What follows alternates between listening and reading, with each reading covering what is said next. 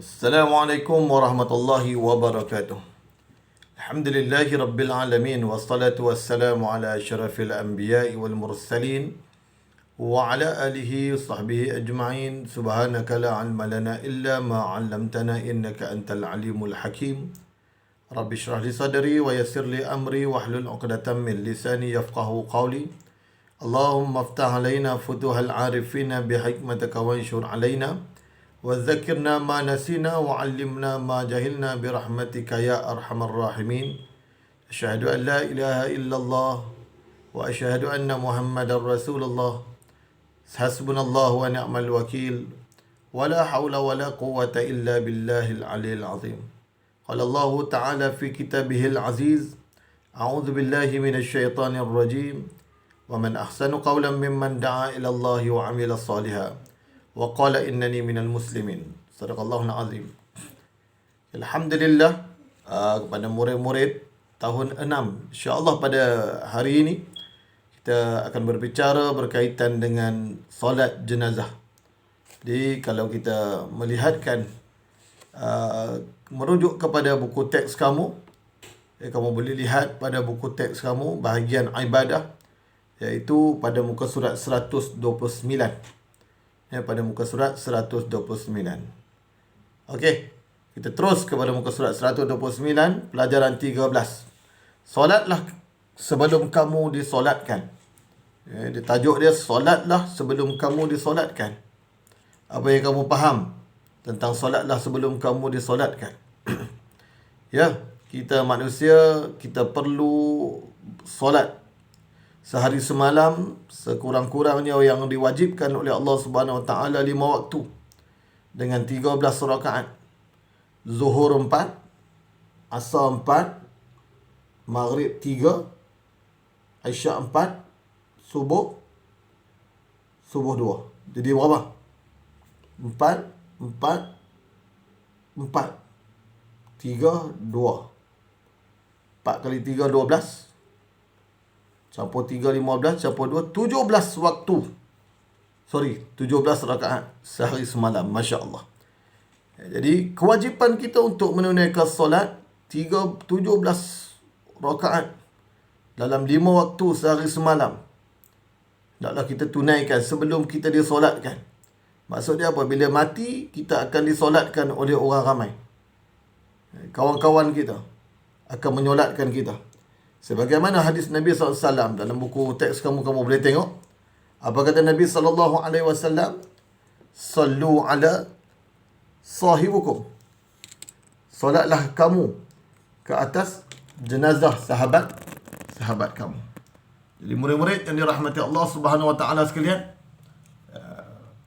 marilah kita sama-sama mengambil suatu sifat tanggungjawab untuk kita memastikan setiap waktu kita menunaikan solat sebaik mungkin sebelum kita disolatkan oleh orang ramai dan dimasukkan ke dalam lubang kubur. Baik. Murid-murid yang dirahmati Allah Subhanahu Wa Taala sekalian, seterusnya kita akan lihat, kamu boleh lihat di dalam buku teks kamu, iaitu pengertian solat jenazah. Apa maksud solat jenazah? Solat jenazah ialah solat yang dilakukan oleh orang Islam yang hidup terhadap orang Islam yang mati. Yang telah meninggal dunia. Siapa yang solatkan? Yang hidup. Yang disolatkan? Yang mati. Sebab tu dia sebut tadi, kita hendaklah solat, memastikan sembahyang kita sebelum kita disembahyangkan oleh orang lain. Setelah kita mati. Dah mati tak boleh sembahyang. Orang akan sembahyangkan kita. Itu adalah beberapa tanggungjawab yang perlu diselesaikan oleh orang yang hidup terhadap orang yang mati. Iaitu perlu dia kena mandikan, kena kafankan, kena solatkan, dan kemudian kena tanam di dalam liang lahat ataupun di dalam lubang kubur. Baik, murid-murid yang dirahmati Allah Subhanahu Wa Taala sekalian. Jadi solat jenazah tu apa maksud dia? Iaitulah suatu solat ataupun sembahyang yang dilakukan oleh orang Muslim yang hidup terhadap orang Muslim yang telah meninggal dunia. Dan di dalam solat jenazah itu ada doa-doa, ada bacaan doa yang dimohon pada Allah Subhanahu Wa Taala supaya memberikan kebaikan kepada si mati. Cuba kamu bayangkan, jika pada hidupnya manusia itu dia berbuat jahat. Dia seorang yang jahat, dia seorang yang tak kenal tu imam, dia seorang yang malas, dia seorang apa? Macam-macam kejahatan dia buat. Bila dia mati, adakah orang benar-benar ikhlas tak mendoakan kebaikan untuk dia? Adakah orang benar-benar ikhlas untuk solat untuk dia? Cuba kamu bayangkan seorang murid macam kamu lah. Murid yang baik, murid yang rajin, murid yang taat ibu bapa, murid yang selalu baca Quran, murid yang selalu pergi masjid untuk solat berjamaah kalau lelaki. Bila mati kamu, apa orang cakap? Orang akan kata, bagus budak ni, baik murid ni, moga-moga syurga untuk dia. Itu dia beza dia. Bila kita berbuat baik dengan bila mana kita berbuat jahat. Sebab tu dalam hidup kita kena berbuat baik kepada orang. Jangan kita berbuat jahat. Jangan kita berbuat satu perkara yang boleh menimbulkan kemarahan orang. Dan tunjukkan sifat baik kita. Supaya orang mengingati kebaikan kita sewaktu hidup kita dan juga sewaktu mati kita. Murid-murid yang dirahmati Allah Subhanahu Wa Taala sekalian. Baik, apa hukum solat jenazah? Apa hukum? Fardu kifayah. Kefarduan itu adalah kewajipan kepada orang-orang yang berkemampuan, orang-orang yang tidak ada halangan untuk dia menunaikan solat jenazah. Kalaupun dia ada halangan, bila mana ada orang lain dah menunaikan solat jenazah, maka dia terlepas daripada dosa. Katalah dalam satu kawasan itu ada satu jenazah, tak ada seorang pun nak semayang. Tak ada seorang pun reti semayang. Nak cari tu imam nak semayang, tak ada. Nak ada siapa yang boleh tolong semayang, tak ada orang boleh tolong semayang. Maka menyebabkan berdosanya seluruh penduduk di kawasan tersebut kerana tidak ada kemampuan untuk menunaikan solat jenazah terhadap mayat yang mati. Jadi Alhamdulillah kita berada di Malaysia, adalah satu negara yang sangat baik. Di sana ada masjid-masjid, ada Datuk Imam, Bilal dan sebagainya yang mereka boleh menguruskan dan juga boleh membantu untuk kita, masyarakat awam, untuk solat jenazah. Adalah yang terlebih baik kepada anak-anak yang akan menyolatkan mak ayah dia sendiri. Anak-anaklah yang berdoa kepada Allah, ya Allah, ampunilah mak aku, ya Allah. Mak aku dulu ketika hidupnya baik, ya Allah. Dia membesarkan aku, ya Allah. Allahu Akbar. Bila anak sendiri yang mendoakan kepada maknya adalah terlebih baik. Maka pelajar-pelajar yang ada, pastikan kamu boleh solat jenazah kepada mak ataupun ayah kamu, ataupun datuk ataupun nenek kamu. Kepada diri kamu boleh. Tak bolehlah kamu dah jenazah. Kalau kamu dah jenazah, kamu nak solat untuk jenazah kamu, tak boleh. Kita menyolatkan jenazah untuk orang yang dah mati. Yang dah mati tak boleh buat apa. Baik. Bagaimana cara pelaksanaan solat jenazah? Dia nak laksanakan dia macam mana?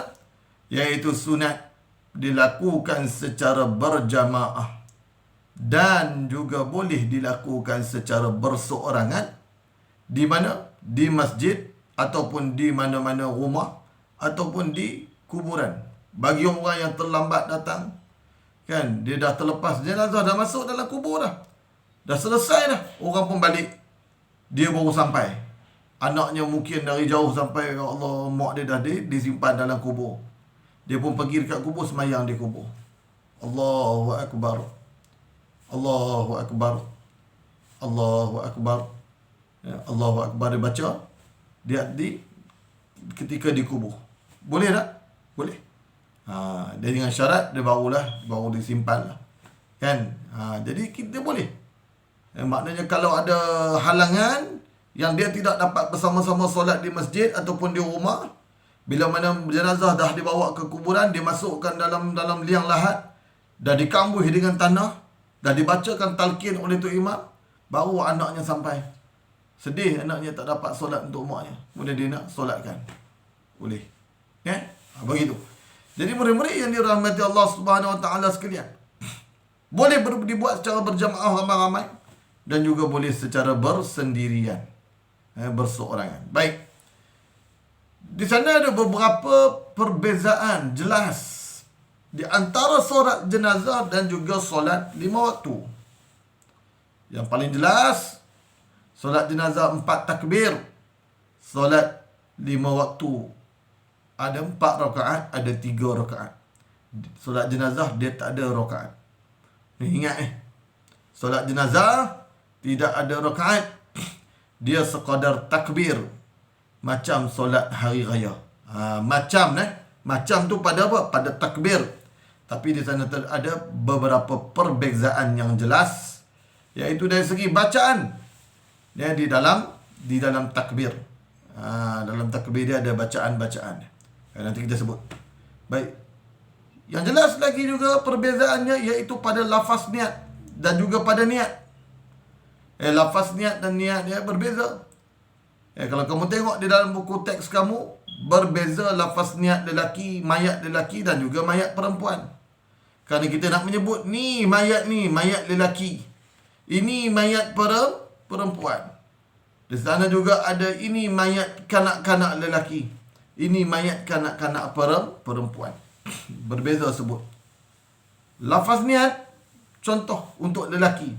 Usalli ala hazal mayyiti 4 takbiratin fardu kifayatin ma'muman lillahi ta'ala. Apa beza dia? Hazal mayyiti. Bila pada perempuan, hazihil mayyitati. Jelas perbezaan tu. Dia tulis warna merah dalam buku teks kamu. Saya tengok. Okey. Berbeza daripada perkataan hazal mayyiti dengan hazal mayyitati. Kalau kanak-kanak lelaki, perbezaan dia di mana? Hazal mayyiti at-tifli ataupun mayyitit tifli. Kalau perempuan, hazihil mayyitatit tiflati.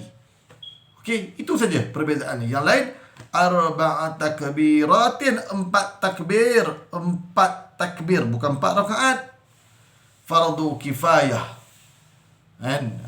Fardu kifayah ma'muman lillahi ta'ala. Semua segala perbuatan kita mesti lillahi ta'ala. Tak boleh buat kerana orang lain. Baik. Murid-murid yang dirahmati Allah Subhanahu Wa Taala. Yang paling penting iaitu niat kita. Ketika kita mengangkat takbir Allahu Akbar, waktu kita menyebut Allahu Akbar itu, maka berlakulah niat kita. Sahaja aku solat ke atas mayat lelaki ini 4 takbir, fardu kifayah mengikut imam kerana Allah Ta'ala. Bila mana? Bila waktu Allahu Akbar, waktu takbiratul ihram. Takbir yang mula-mula itu disebut sebagai takbiratul ihram, maka disitulah berlakunya niat di dalam hati kita. Apa yang kita nak buat? Kita nak solat jenazah. Ke atas apa? Jenazah ini, lelaki atau perempuan. Macam mana? 4 takbir. Apa hukum dia? Fardu kifayah. Faham? Kerana siapa? Kerana Allah Ta'ala. Masya Allah. Mudah Mudah. Kena belajar betul-betul mudah, insyaAllah.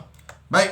Seterusnya murid-murid yang dirahmati Allah Subhanahu Wa Taala. Kira kamu tengok pada muka surat 131. Bagaimana cara kita nak melaksanakan solat jenazah? Kita dah sebut tadi bagaimana niat. Kita dah sebut sedikit-sedikit apa itu solat jenazah. So, how? Bagaimana? Kan? Bagaimana? Okey, sekarang kita tengok sama-sama. Kaifiat melaksanakan solat jenazah. Kamu boleh rujuk di dalam buku teks kamu. Okey. Yang pertama, berdiri bagi yang mampu. Apa maksud dia? Kalau orang tak mampu berdiri, duduk. Tak mampu berdiri, boleh duduk atas kursi, duduk atas kursi. Tak mampu duduk atas kursi, duduklah di bawah. Yang penting dia boleh angkat takbir Allahu Akbar. Boleh sebut Allahu Akbar. Kan? Jadi kena. Itu mana-mana solat pun, iaitu kalau solat biasa pun, kalau tak mampu berdiri, boleh duduk. Tak boleh duduk, boleh baring. Kalau tak boleh baring juga, tanam dalam kubur, orang matilah, tak boleh. Kan? Kan? Dah tak boleh baring pun tak boleh solat. Ini teruk sangat. Solat pakai mata. Tak boleh pakai mata. Maknanya, kubur sedang memanggil-manggil dia. Kan? Jadi solat ni wajib dalam macam mana keadaan pun kita perlu tunaikan. Solat biasalah. Solat jenazah tadi apa hukum? Bagus, fardu kifayah. Baik. Yang pertama, kita berdiri bagi yang mampu. Yang kedua, berniat di dalam hati. Ustaz nak sebut berniat ketika ketika takbiratul ihram. Niat. Kemudian membaca Al-Fatihah. Sebelum tu, kamu kena bezakan lafaz niat dengan niat. Lafaz niat apa? Yang usalli farada. Contoh kan dari usalli ni. Kan usalli ala hadhil mayyitati. Itu lafaz niat. Yang bahasa Arab tu disebut sebagai lafaz niat. Apa hukum lafaz niat? Sunat. Tetapi niat yang di dalam bahasa Melayu, yang di dalam hati, sama ada bahasa Melayu ataupun bahasa yang kita fahami. Kan? Kalau kamu tak faham bahasa Melayu, kamu faham bahasa orang putih, kamu sebutlah bahasa orang putih. Kamu tak faham bahasa orang putih, kamu hanya faham bahasa Tamil, kamu sebutlah bahasa Tamil. Kamu tak faham bahasa Tamil, kamu tak faham bahasa Melayu, kamu tak faham bahasa orang putih, kamu tahu bahasa Hokkien, Cina saja, kamu sebutlah bahasa Cina kamu. Maknanya di dalam hati, dengan bahasa yang kita fahami. Untuk apa yang kamu buat? Itu disebut niat. Yang kita sebut bahasa Arab itu lafaz niat. Apa hukum lafaz niat? Bagus. Sunat lafaz niat. Tetapi bila niat dalam hati itu adalah wajib, menjadi rukun kepada sembahyang. Baik. Yang ketiga, bila kita Allahu Akbar, niat ni. Tak dengar? Nampak? Tak nampak? Tak nampak, maknanya dah nak mati. Sekejap. Okey, turun sikit. Tak malah nak berdiri. Allahu Akbar. Bismillahirrahmanirrahim. Alhamdulillahi Rabbil Alamin. Baca pelan. Ni Ustaz nak cerita kan? Baca Al-Fatihah ila akhir ayah. Amin. Kemudian takbir lagi. Allahu Akbar. Itu dia macam solat hari raya. Takbir kedua. Kan? Takbir kedua. Bila takbir kedua, apa yang kita buat? Baca apa? Allahumma salli ala Sayyidina Muhammad wa ala ali Sayyidina Muhammad. Salawat kepada baginda Nabi sallallahu alaihi wasallam. Ataupun kita salawat Ibrahimiyah. Allahumma salli ala Sayyidina Muhammad wa ala ali Sayyidina Muhammad kama sallaita ala Ibrahim wa ala ali Ibrahim wa barik ala Sayyidina Muhammad wa ala Sayyidina Muhammad kama barakta ala Ibrahim wa ala ali Ibrahim fil alamin innaka Hamidum Majid. Kan kita salawat Ibrahimiyah. Okey? Kemudian bila dah salawat Ibrahimiyah, takbir lagi. Allahu Akbar. Okey, takbir yang ketiga. Okey, takbir yang ketiga kita membaca doa. Saya nak tengok sini. Okey, takbir kita membaca doa. Allahumma ighfir lahu warhamhu wa'afihi wa'fu anhu. Di sana ada beberapa perbezaan jelas. Kamu tengok dalam buku teks kamu ada tanda berwarna merah. Allahumma ighfir lahu. Hu itu merujuk kepada lelaki. Bila mayat perempuan, Allahumma ighfir laha. Ha tu merujuk kepada perempuan. Jadi kena faham. Di situ ada perbezaan yang jelas pada lafaz hu ataupun ha. Okey, jadi kita baca kalau jenazah lelaki, Allahumma ighfir lahu warhamhu wa'afihi wa'fu anhu. Jenazah perempuan, Allahumma ighfir laha warhamha wa'afiha wa'fu anha. Okey, itu bacaan. Kita jangan kamu baca pula, ya Allah ya Tuhan kami, ampunkanlah segala dosa. Jangan sebut bahasa Melayu. Batal sembahyang. Kan, baca pada lafaz yang Arab. Okey, jadi kamu buat ajak kata ustaz kita baca Melayu tu apa, jangan. Kemudian takbir keempat, Allahu Akbar. Allahumma la tahrimna ajrahu wa la taftinna ba'dahu waghfir lana wa lahu. Hu lelaki. Kalau perempuan, Allahumma la tahrimna ajraha wa la taftinna ba'daha waghfir lana wa laha. Ha tu adalah perempuan. Janganlah kamu buat ha juga. Saya nak habaq kata ha hujung tu. Faham?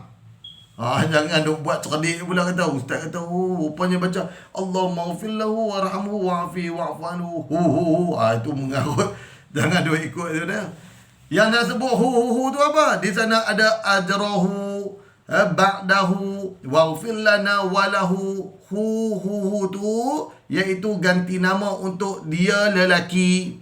Kalau Allahumma la tahrimna ajraha, har tu adalah ganti nama untuk orang perempuan. Faham? Alhamdulillah. Kemudian kita beri salam. Assalamualaikum warahmatullahi. Okey, bagi salam. Dua belah pun tak apa. Assalamualaikum warahmatullahi. Sebelah pun tak apa. Okey, mudah. Nak solat jenazah ni senang. Berapa takbir? 4 takbir. 4 takbir. Okey, 4 takbir. Sekali lagi kita tengok. Takbir pertama. Takbir tu dah haram. Allah. Niat dalam hati. Allahu Akbar. Baca Al-Fatihah. Bismillahirrahmanirrahim. Alhamdulillahi Rabbil Alamin. Ila akhir ayat. Amin. Allahu Akbar. Allahumma salli ala Sayyidina Muhammad wa ala Sayyidina Muhammad. Kalau rajin, baca panjang selawat Ibrahimiyah yang kita baca dalam tahiyat akhir. Kemudian Allahu Akbar. Allahumma ghfir lahu warhamhu wa'afihi wa'fu anhu. Allahu Akbar. Allahumma la tahrimna ajrahu wa la taftinna ba'dahu wa ghfir lana wa lahu.